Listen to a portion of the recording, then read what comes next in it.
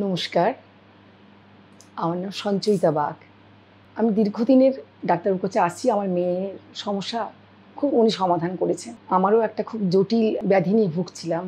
শারীরিক অনেক কিছু প্রবলেম হচ্ছিল। বহু চিকিৎসার পর আমি ওনার কাছে ওষুধ খেয়ে সুস্থ হয়ে উঠেছি। যার জন্যে আমি ওনাকে অনেক ধন্যবাদ জানাই। উনি আমার থেকে অনেক ছোট, আমার ছেলের মতো।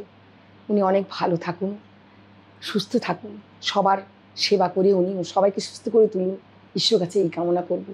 কারণ আমি এতটা ভালো হব আমি ভাবতে পারিনি। আমার চোখে জল এসে যাবে।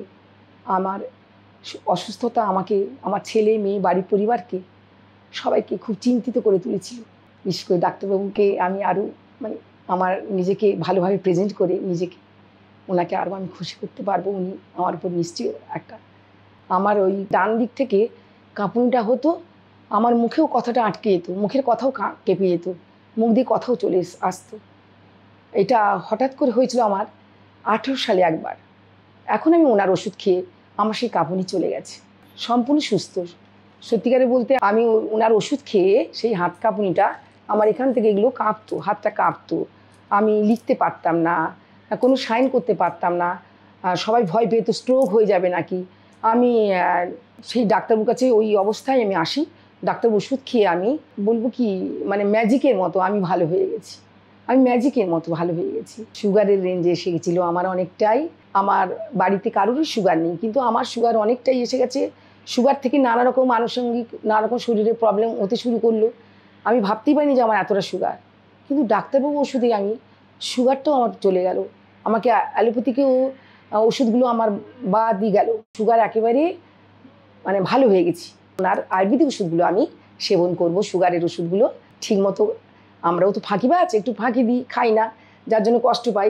তাই জন্য এবার রেগুলার আমি আরও খাবো, যাতে সুগারটা আরও ভালো থাকে। রেগুলার তো থাইরয়েডের ওষুধ খেয়ে যাই, কিন্তু থাইরয়েডের যে ডাক্তারবাবুর ওষুধ খেয়ে থাইরয়েডটা যে আমি এতখানি কন্ট্রোলে আনতে পারবো, এটাও আমার কল্পনাতীত। আমার থাইরয়েডও অনেক কমে গেছে।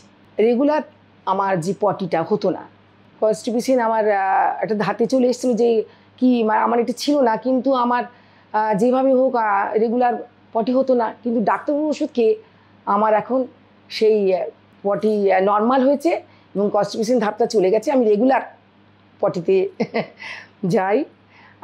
এটা আমার একটা শরীরের শান্তি। ডাক্তারবাবুর ওষুধে সবই, কিন্তু ডাক্তারবাবুর ওষুধে। আমার ওজন থাকতো 68, আমি 61-এ চলে এসেছি ডাক্তারবাবুর ওষুধ খেয়ে।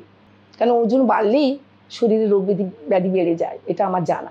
যে ডাক্তারবাবুর কাছে এসেও বলেছি, ডাক্তারবাবু দীর্ঘদিন সুস্থ থাকুন, সবাইকে এইভাবে তিনি সুস্থ করে তুলুন। কি বলবো, উনি আমার কাছে সত্যি দেবতার মতো। কারণ উনি আমার মেয়েকে সুস্থ করেছেন। আজ বহু বছর, 10-12 বছর আগে, আমি আরও বেশি হবে হয়তো, আমি ওনার কাছে আসছি। এমনকি ডাক্তারবাবুর কাছে আমার মেয়েকে দেখাতে এসেও আমার কিছু সমস্যার সমাধানের কথা একটু জানতে চেয়েছি, ডাক্তারবাবু এটা আমার হয়, আমি কী করবো। ডাক্তারবাবু কিন্তু কোনো ভিজিট নেননি, কোনো কিছু বলেননি যে না আপনার মেয়েকে দেখাচ্ছেন না, আপনাকে কেন আমি এটা সাজেস্ট করব।